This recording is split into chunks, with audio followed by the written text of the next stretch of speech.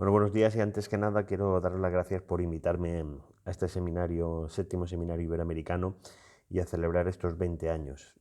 La verdad que, sinceramente, estoy muy agradecido porque, sin duda alguna, poder colaborar con la gente de mi tierra, aunque ahora sea un desplazado y esté aquí en Madrid ya desde hace algún tiempo, es siempre un placer trabajar con las organizaciones y con las universidades valencianas, y en este caso con la Universidad de Valencia, que le tengo un gran cariño de mi etapa como director general de Cooperación y Solidaridad en la Generalitat Valenciana.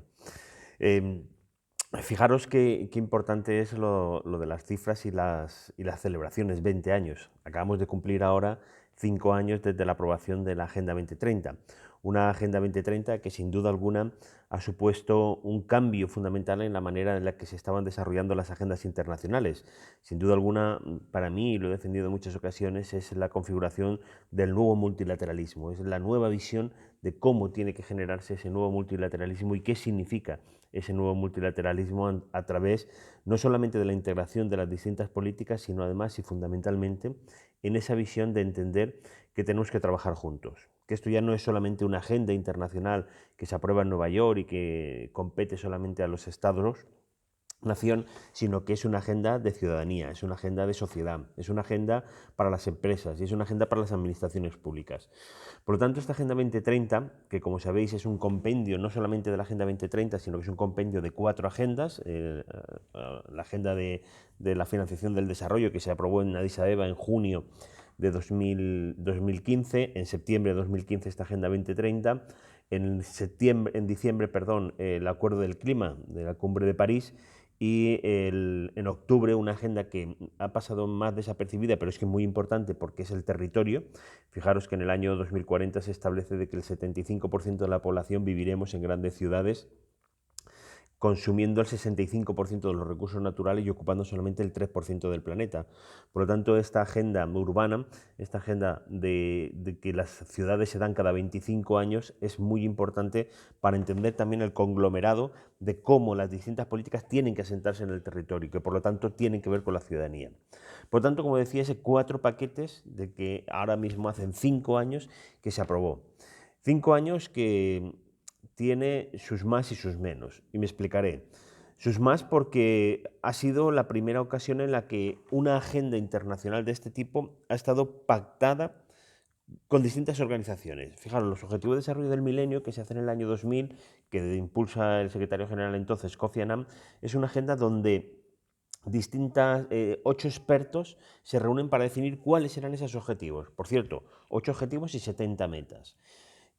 Cuando llegamos a finales del año 2013, el secretario general, Ban Ki-moon, establece un proceso de participación abierto y de un largo recorrido, de 1 año y medio, casi 2 años, para decidir cómo iba a hacerse esa Agenda 2030 y cuáles eran las cosas importantes que teníamos que tener en esa Agenda 2030.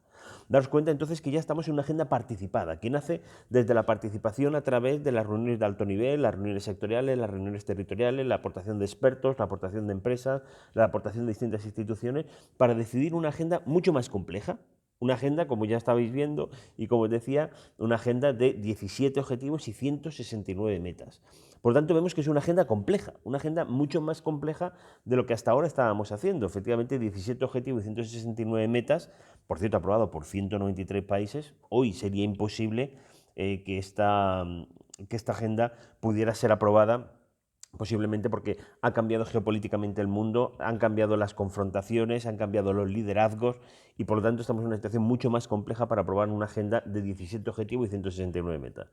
Si os dais cuenta, no son ni 15 objetivos y 170, ni 10, ni 20 y 170, sino que lo que se pretendió fundamentalmente era que todos aquellos acuerdos que teníamos que pudieran centrarse en una agenda. Y por eso esta agenda tan rara de 17 objetivos y 169 metas.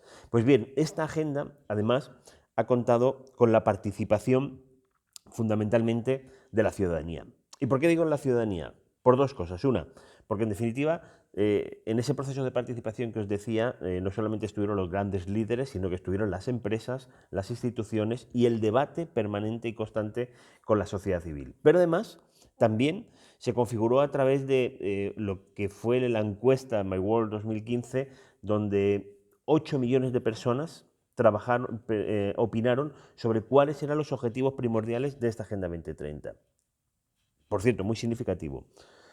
De los 8 millones, todas las personas en todas las partes del mundo, todas las edades, todos los niveles educativos, hombres y mujeres, y todos los niveles socioeconómicos, determinaron que la educación era el principal elemento de esta Agenda 2030. No es, puede ser que no sea significativo, porque estadísticamente no es significativa, pero sin embargo 8 millones de personas en todo el mundo, todos plantearon que lo más importante era esa visión de la educación. Por lo tanto, esta agenda es una agenda que piensa en el empoderamiento de la ciudadanía. Luego hablaré de este tema. ¿Qué es para mí lo más importante de esta agenda? Primero, como os decía, que es una visión integral del desarrollo sostenible. Ya no podemos hablar de desarrollo, primero ya no podemos hablar de crecimiento económico. El crecimiento económico ha llevado sin duda alguna también a que ha habido una ampliación de la desigualdad entre los países. Antes teníamos la desigualdad entre las personas, antes teníamos una desigualdad entre los países, hoy tenemos una desigualdad entre las personas, independientemente de donde vivan. En este país estamos viviendo desigualdades importantísimas o personas con riesgo de exclusión social que ha estado rondando el 38% y ahora estamos aproximadamente en un 28-29%, pero hay una desigualdad económica, pero hay una desigualdad territorial, campo-ciudad. Hay una desigualdad de género entre hombres y mujeres, hay una desigualdad salarial, hay una desigualdad económica, incluso hay una desigualdad generacional. Nuestros jóvenes y nuestras jóvenes piensan que van a poder vivir peor que vivieron sus padres. Por tanto, hay una quiebra de esa visión de que el progreso iba a llevar sin duda alguna que todos íbamos a vivir mejor. Por lo tanto, tenemos que hablar de ese progreso desde el ámbito de la sostenibilidad. Sostenibilidad económica, social y medioambiental. Pero no como tres agendas independientes, sino fundamentalmente como tres agendas que se interrelacionan. Esto, que es un valor fundamental, junto con la generación de alianzas, es decir, esa visión de cómo todos los actores somos capaces de entrelazar lo que estamos haciendo para tener una visión clara de camino recorrido hacia el año 2030, hace necesario también de entender que esta es una agenda compleja. El actual secretario general, Antonio Guterres, tuve la oportunidad de estar con él en julio del año pasado en Nueva York, nos decía que hemos tardado 5 años en conceptualizar la Agenda 2030, pero que ahora es el momento de actuar, es el momento de hacer real aquello que hemos dicho que se tiene que hacer. ¿Por qué? Porque ya no tenemos tiempo. No es que el tiempo esta declaración sea maximalista o tremendista, no, para nada, no soy ninguna de las dos cosas, pero sí que es cierto que el tiempo nos está diciendo de que el año pasado el sobregiro del planeta se produjo el 28 de julio y esto viene pasando desde el año 72, que cada vez vamos consumiendo más pronto los recursos que el planeta es capaz de rehacer, y este año hemos llegado ya hasta el 28 de julio, el año pasado llegamos al 28 de julio. Por lo tanto, cuando terminamos el año 2019 y inauguramos este año 2020, habíamos consumido ya casi 1,8 planetas. Por lo tanto, esto es insostenible. Segundo, no podemos seguir aumentando las desigualdades sociales, territoriales, culturales, etcétera, etcétera. Por lo tanto, el tiempo es el que es. El cambio climático lo estamos viendo, si recordáis, ahora luego hablaré un poquito de la pandemia.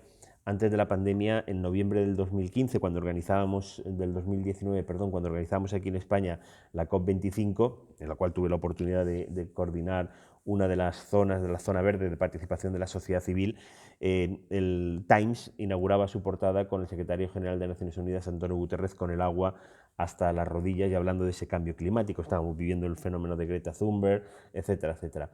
La Unión Europea en ese mismo mes de noviembre declaró la emergencia climática, en España se declaró en enero. Por lo tanto, tenemos esa crisis medioambiental, unida a una crisis económica, unida a una crisis financiera, unida a una crisis de trabajo, unida a una crisis de la reputación de las instituciones públicas y fundamentalmente de la política, una crisis que ha quebrantado el pacto social en el que hasta ahora estábamos trabajando. Por lo tanto, estamos en una situación compleja que necesita fundamentalmente tomar decisiones y tomar decisiones en visión de largo recorrido, pero con actuaciones en el corto. Esto es lo que fundamentalmente nos da la Agenda 2030, una visión de largo recorrido, pero con actuaciones en el corto. Ahí es donde tenemos que actuar. Fijaros, la pandemia que estamos viviendo y que estamos sufriendo y que, por desgracia, tantos ciudadanos se ha llevado por delante, es una pandemia que va más allá de un tema sanitario. Nos demuestra que efectivamente vivimos en un mundo global donde requiere fundamentalmente la colaboración y entender que cualquier cosa que pase en cualquier parte del mundo nos puede afectar y beneficiar al mismo tiempo. Nos hace pensar de que efectivamente pasamos de ser países supuestamente desarrollados a países en los que necesitan de la ayuda de otros países exteriores para poder atender a esta crisis y a esta emergencia. Nos ha hecho ver que efectivamente los humanos somos más débiles de lo que pensábamos. Hasta ahora el cine o incluso el penúltimo libro de Harari, Homo Deus, nos decía que éramos ya seres biónicos y que podíamos tener partes nuestras que eran biónicas, y sin embargo lo que se ha demostrado es que somos débiles.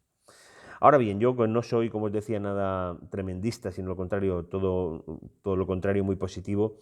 Quiero sacar algunas lecciones aprendidas de esta crisis sanitaria. Primero, que tenemos la capacidad para, cuando hay un problema, actuar. Que lo hemos visto cómo las empresas se han transformado para hacer respiradores, mascarillas, atender a la población, etcétera, etcétera. Que la población hemos cumplido la parte que nos correspondía para confinarnos y para tener las medidas de seguridad necesarias que permitieran no contaminar a más personas y además garantizar la seguridad de todos. Que la solidaridad se ha demostrado como una fuerte fundamental en el ámbito. Que la investigación se ha puesto en marcha. Y se ha puesto en marcha a marchas forzadas, perdonadme la expresión, la doble expresión, porque era necesario colaborar los distintos laboratorios para poder poner en marcha este ámbito. Cuarto o quinto, no sé, ya he perdido, que necesitamos de los servicios públicos. Los servicios públicos han garantizado que el sistema no se caiga. Os pongo un ejemplo muy significativo. El sistema público agroalimentario ha permitido que no se haya desabastecido en los mercados. Conozco de buena mano cómo se ha estado funcionando el sistema agroalimentario. El director general de Mercasa es buen amigo, además valenciano también, ilicitano, compañero también, y me demostraba y me explicaba cómo ese sistema ha permitido que desde el agricultor hasta el último lineal de cualquier supermercado hubiera alimentación para que la ciudadanía no sintiera ese desabastecimiento que sí que se ha producido en otros sitios. Esto es importante también tenerlo en cuenta, porque tenemos las capacidades para hacer aquellas cosas que necesitamos hacer para que todo cambie. Hemos demostrado también de que cuando hay que tomar medidas, se toman. Y se toman en el ámbito de donde tienen que tomarse, desde el Gobierno, desde el Ejecutivo, pero refrendados por el Parlamento. Por lo tanto, creo que hay que sacar cosas positivas de esta situación y sobre todo de entender que efectivamente vivimos en ese mundo global que hace necesariamente repensar la manera en la que estamos haciendo las cosas. Fijaros, habría que tener también una visión de cómo tenemos que salir de esta crisis y qué papel juega, sin duda alguna, la ciencia y la tecnología y la sociedad y además esta Agenda 2030. Fijaros, 5 ideas y un epílogo. Primero, de esta crisis solo podremos salir democratizando la democracia. Necesitamos una democracia más fuerte. Los que somos demócratas y vivimos y entendemos esta democracia y creemos en esta democracia, necesitamos que la democracia sea más fuerte, más transparente, más limpia, con más resortes, con más participación de la ciudadanía, una participación que vaya más allá del votar, sino de la decisión conjunta de determinadas actuaciones y sobre todo de esa visión demócrata de lo que tiene que ser la vida pública. Segundo, necesitamos salir de esta crisis con más conocimiento que va ligado al talento, a la creatividad, a la innovación y a la investigación. No podemos salir de esta crisis pensando en ocurrencias. Durante algún tiempo hemos vivido las ocurrencias de un presidente que se levantaba una mañana y decía que el mundo salía por aquí y terminaba por allá, sin ninguna prueba. Os doy un dato. Steve Pinker escribe un libro sobre el defensa de la ilustración y hace una referencia al cambio climático y dice que de los 64.400 estudios científicos analizados por pares, revisados por pares en las universidades estadounidenses, tan solo 4 niegan el cambio climático. 4. Por tanto, necesitamos del conocimiento. Necesitamos que el conocimiento sea práctico en el menor tiempo posible. Un estudio de Naciones Unidas establece que pasan aproximadamente 100 años desde que los científicos determinan una cuestión hasta que se lleva a la práctica. Pasaron 100 años desde que los primeros estudios científicos decían que el tabaco era malo para la salud hasta que se tuvieron las medidas necesarias, o incluso en el ámbito del cambio climático, etcétera, etcétera. Por lo tanto, necesitamos apoyarnos en la ciencia, el conocimiento, en la razón. Y esto tiene que ver con la creatividad, con el talento, tiene que ver, sin duda alguna, con la innovación y, sobre todo, con la innovación social. Tercero de los elementos. Para mí, uno de los factores importantísimos, además acabo de terminar un capítulo de un libro para el Gobierno de Navarra, la innovación social es la cara B de la Agenda 2030.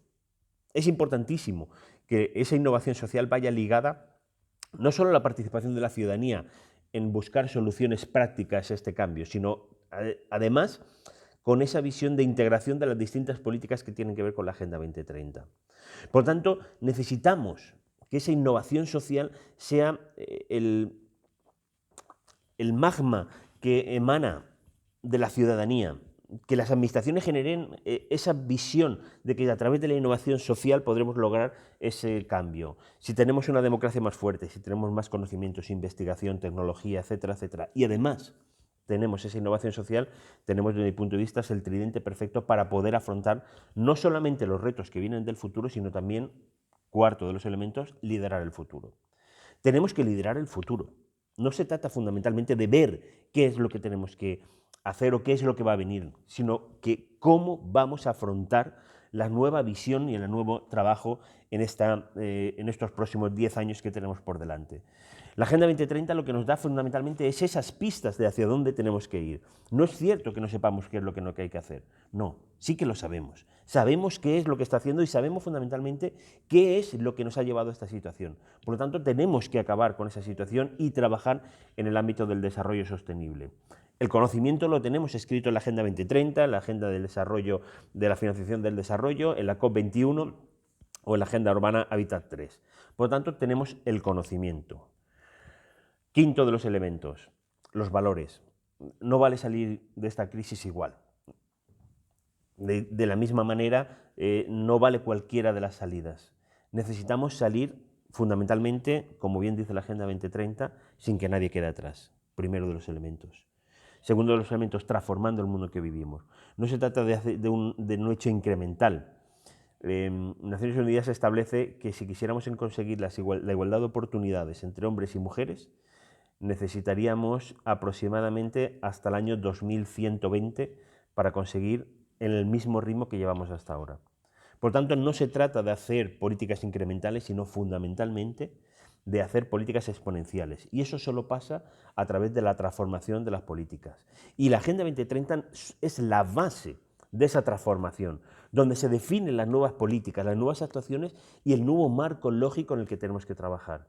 Pero ese marco lógico tiene que estar fundamentado en valores. Los 15 primeros objetivos nos dan el conocimiento y el 16 y el 17, desde mi punto de vista, es la ética y la solidaridad de esta agenda. La solidaridad va más allá de dar aquello que me sobra o mi compromiso con la sociedad. Fundamentalmente es cómo, a través de mi acción, beneficio a la sociedad sin perjudicarme, por supuesto, a mí mismo. Esto es, Innerarity lo dice en un artículo, que no podemos pasar del egoísmo individual a la estupidez colectiva, sino que lo tenemos que trabajar para que haya ese beneficio win-win entre sociedad e individuo. Esto es lo que nos permite construir, y estos son los valores de la solidaridad y la ética. Y además, sin duda alguna, desde mi punto de vista, y lo he defendido muchas veces, la Agenda 2030 es una agenda humanista. Es una agenda que define el nuevo humanismo, los valores de la Ilustración y esa visión de que solo seremos capaces de conseguir el desarrollo sostenible si somos capaces de trabajar juntos. Un epílogo, para ir concluyendo. Mirad, después de la Segunda Guerra Mundial inauguramos una época de paz o de no conflicto muy importante. La creación de las Naciones Unidas, la Declaración Universal de los Derechos Humanos y en Europa el contrato social. Un contrato social que permitió la definición de esa economía social de mercado, que permitía tener una economía de progreso y al mismo tiempo una situación de derechos y libertades para trabajadores y trabajadoras. Ese avance, ese liderazgo que hizo Europa, hoy en día tenemos que hacerlo desde el mundo. Por tanto, defiendo que esta Agenda 2030 es el nuevo contrato social global. Un contrato social global que nos hace y nos permite que transformemos el mundo en que vivimos para que nadie quede atrás, con una visión de interrelación y de conexión de las distintas políticas, con un entender que todos somos copartícipes de este desarrollo y que solo seremos capaces de avanzar si lo hacemos juntos. Por lo tanto, en este nuevo momento, en este nuevo cambio, tenemos que tener, sin duda alguna, esa visión de trabajo en el que nos permita, desde la ciudadanía, buscar las soluciones para ese desarrollo sostenible. Un desarrollo sostenible que, sin duda alguna, pasa por la educación, pasa por la tecnología, pasa por la sostenibilidad y pasa por la ciencia. No podemos salir de este ámbito sin pensar, sin duda alguna, en la ciencia, pero además los valores. Unos valores que nos demuestren que efectivamente podemos considerarnos aquello que lleva nuestro propio nombre, humanidad. Y la humanidad solamente la podremos construir si somos capaces de entender y trabajar juntos para ese desarrollo sostenible, para transformar el mundo y para que nadie quede atrás. Muchísimas gracias y enhorabuena por esta iniciativa y que podáis seguir cumpliendo muchos años más.